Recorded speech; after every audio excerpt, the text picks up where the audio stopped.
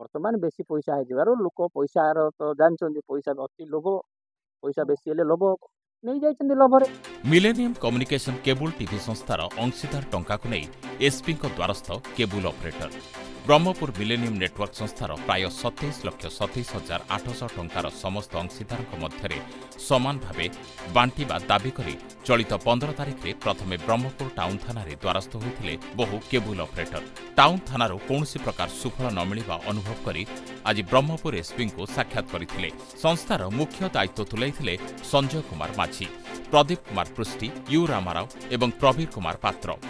ଏହି ଚାରିଜଣଙ୍କ ନାଁରେ ବ୍ରହ୍ମପୁର ଏସ୍ପି ସର୍ବଣା ପିବେଙ୍କୁ ଭେଟି ନ୍ୟାୟ ଭିକ୍ଷା କରିଥିଲେ। ବ୍ରହ୍ମପୁର ସିଭିଲ କୋର୍ଟର ଦ୍ୱାରସ୍ଥ ହେବା ପାଇଁ ଏସ୍ପି କହିଛନ୍ତି ଏବଂ ଜମା ଥିବା ଟଙ୍କା ସମସ୍ତ କେବୁଲ ଅପରେଟରଙ୍କ।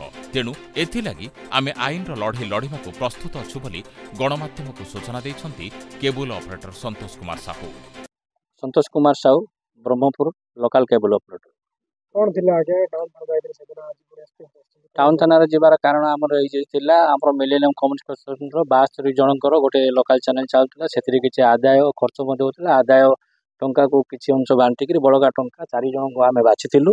ସେ 4 ଜଣଙ୍କ ନାଁରେ ମାସକୁ ମାସ ଟଙ୍କା ସଞ୍ଚୟ ହେଉଥିଲା। 2015 ସୁଦ୍ଧା ଆମର ଲୋକାଲ ଚ୍ୟାନେଲ ଚାଲିଥିଲା ଆମ ସମସ୍ତଙ୍କ ଦ୍ୱାରା ମିଶିକିରି। 2015 ପର୍ଯ୍ୟନ୍ତ ଆମର ପ୍ରାୟ ପାଖାପାଖି 30 ଲକ୍ଷ ଟଙ୍କା ଜମା ଥିଲା।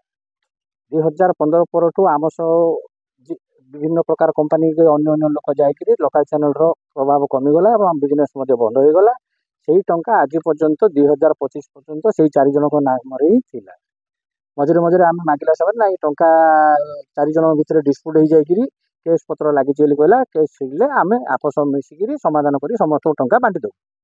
ଆମେ ଗତ 8 ତାରିଖ ଦିନ ଜାଣିବାକୁ ପାଇଲୁ ଯେ ସେମାନେ 4 ଜଣ ଭିତରେ ନିଜ ଭିତରେ ସେମାନେ ଆପସ ମିଳିମିଶିକିରି ଟଙ୍କା ଉଠେଇ ନିଜ ଭିତରେ ବାଣ୍ଟି ଦେଲେ। ଏତି ସମୟ ମଧ୍ୟରେ ଆମର କିଛି କେବୁଲ ଅପରେଟର ଜାଣିବାକୁ ପାଇଲେ ଯେ ଟଙ୍କା ବିତ୍ରୟ କରିଦେଇଛନ୍ତି। ସେମାନଙ୍କୁ ପଚାରିଲେ, କାହିଁରୁ 2 ଜଣ କହିଲେ ନାଇଁ ଏଇଟା 80 ଜଣଙ୍କର ପଇସାଟା ବଣ୍ଟା ହେବ ପଛେ, ଆଉ 2 ଜଣ କହିଲେ ନାଇଁ ଏଇଟା ଆମ ପଇସା, ଆମେ କେସ୍ରେ ଜିତିଛୁ, ଆମେ ନେଇଯାଇଛୁ, ତମ ହାତରେ ଯାହା ହେବ କର, କି ତମେ କୋର୍ଟ ଯାଅ, ଥାନା ଯାଅ, କେସ୍ ଯାହା କରୁଛ କର।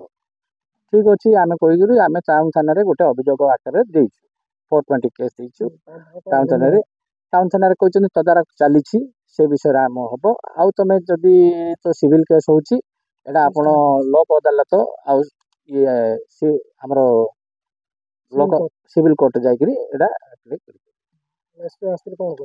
ଆସିଥିଲୁ। ଏସ୍ପିଙ୍କୁ ମଧ୍ୟ ଆମେ ଏଇ ପ୍ରକାର ଚିଟିଂ ହେଇଛି ବୋଲି ଜଣାଇବା ପାଇଁ ରିକ୍ୱେଷ୍ଟ କରିବାକୁ ଆସିଥିଲୁ। ଏସ୍ପିଙ୍କୁ ମଧ୍ୟ ଆଡ଼ଭାଇସ୍ ପାଇଲୁ ଯେ ଆମେ ସେମିତି କିଛି ଗହଳି ଚଳି ନ କରି ଆମେ ସିଭିଲ ଅଫିସ କୋର୍ଟ ଆଧାରରେ ନିୟମ ଅନୁସାରେ ଯାହା ଚିଟିଂ କେସ୍ର ନିୟମ ଅନୁସାରେ ଯାହା ହେବ ତାହା ଆମେ କୋର୍ଟକୁ ଓକିଲ ଧରିକି ସେ କରିବୁ। ପୂର୍ବରୁ କଣ କେସ୍ ହେଇଛି କି ସେମାନେ କହୁଥିଲେ ଆମେ କେସ୍ ଲଢିଛୁ?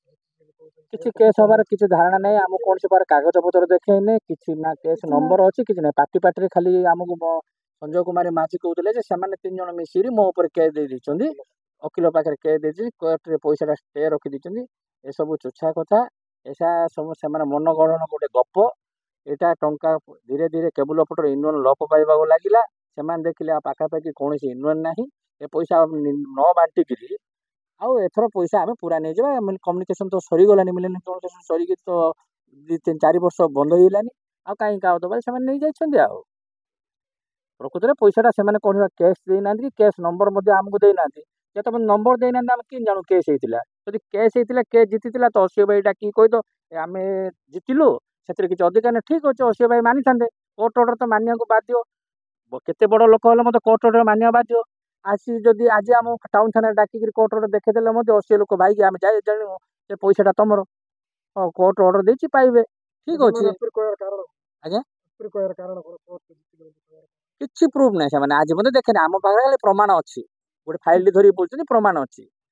ଆଉ ସେମାନେ ଅହଙ୍କାର ଭାବରେ କହୁଛନ୍ତି ଆମେ ତ ପଇସା ଆମର, ବଡ଼ ଲୋକ, ବଡ଼ ବଡ଼ିଆ ଲୋକ ଆଉ କହୁଛନ୍ତି। ଯଦି କହୁଛନ୍ତି ବେଲେ ସେଟା କଥାରେ କହିଲେ ହବ କି ଆଜ୍ଞା? ଯାହାହେଲେ ତ ଗୋଟେ ଆମର ଗୋଟେ 4-5 ଭାଇ ଅଛୁ ନାଇଁରେ, ଆମ ନାଁରେ କୋର୍ଟରେ ଆସିଲେ ପଇସାଟା ଆମେ ନେଇଗଲୁ, ଆମେ ଲଢ଼ିଥିଲୁ, ଆମେ ହୋଟେଲ ସହିତ ଫାଇଟ୍ କରୁଥିଲୁ, ଯାହା କରୁଥିଲୁ କି ଅନ୍ୟ ଲଢ଼ିଥିଲୁ, ଆଉ ସେଥିପାଇଁ ଏଇଟା ଆମ ନାଁରେ ହେଇଥିଲା। କିନ୍ତୁ ଆମେ 72-80 ଜଣ ସେମାନଙ୍କୁ ବାଛିଥିଲୁ। ହୋଟେଲର ଅଫିସ ସାମ୍ନାରେ ସେମାନଙ୍କୁ ବାଛିକିରି ହୋଟେଲକୁ ହିଁ କହିଥିଲୁ ଏ 4 ଜଣ ନାଁରେ ଲୋକାଲ ଚ୍ୟାନେଲ ଚଲେଇବା ପାଇଁ ଦିଅନ୍ତୁ। ଆମେ ଯାହା ଆଦାୟ ହେବ 70-80 ଜଣ ନେଉଥିଲୁ, ନେଇଛୁ ମଧ୍ୟ। ବର୍ତ୍ତମାନ ବେଶୀ ପଇସା ହେଇଯିବାରୁ ଲୋକ ପଇସାର ତ ଜାଣିଛନ୍ତି ପଇସା ଅତି ଲୋଭ ପଇସା ବେଶୀ ହେଲେ ଲୋଭ ନେଇଯାଇଛନ୍ତି ଲୋଭରେ ଆଇନର ଆଶ୍ରୟ ନେବୁ କୋର୍ଟରେ ଆମେ ଦ୍ୱାରସ୍ଥ ହବୁ ତେବେ ଯାହା ଇଚ୍ଛା। ବ୍ରହ୍ମପୁରରୁ ଇତିଶ୍ରୀ ପାତ୍ରଙ୍କ ରିପୋର୍ଟ ସ୍ୱସ୍ତିକ ନ୍ୟୁଜ୍। ଚଳିତ ବର୍ଷ ଦଣ୍ଡନାଚରେ ଆଉ ସାମାଜିକ ନାଟକ ହେବ ନାହିଁ ବୋଲି ଦଣ୍ଡନାଚ ମହାସଂଘ ନିଷ୍ପତ୍ତି ନେଇଛି। ଏହା ଅତ୍ୟନ୍ତ ଦୁଃଖର ବିଷୟ, କାରଣ ଯାହା ବି ହେଉନା କାହିଁକି ଏହାଦ୍ୱାରା କଳାକାରଙ୍କ ପରିବାରକୁ ଆହାର ଯୋଗାଇଥାଏ। ତେଣୁ ଦଣ୍ଡନାଚ ମହାସଂଘର ଏହି ନିଷ୍ପତ୍ତିକୁ ବିରୋଧ କରି ରାଜ୍ୟସ୍ତରୀୟ ମୁକ୍ତ ମଞ୍ଚ କଳାକାର ସଂଘ ପକ୍ଷରୁ ଏକ ଆଲୋଚନା ଚକ୍ର ଶୁକ୍ରବାର ଅପରାହ୍ନରେ ଅଭିନନ୍ଦନ କଲ୍ୟାଣ ମଣ୍ଡପରେ ଅନୁଷ୍ଠିତ ହୋଇଯାଇଛି। ଏଥିରେ ସଂଘର କର୍ମକର୍ତ୍ତାମାନେ ଯୋଗ ଦେଇଥିଲେ। ବ୍ରହ୍ମପୁରରୁ ଇତିଶ୍ରୀ ପାତ୍ରଙ୍କ ରିପୋର୍ଟ ସ୍ୱସ୍ତିକ ନ୍ୟୁଜ୍।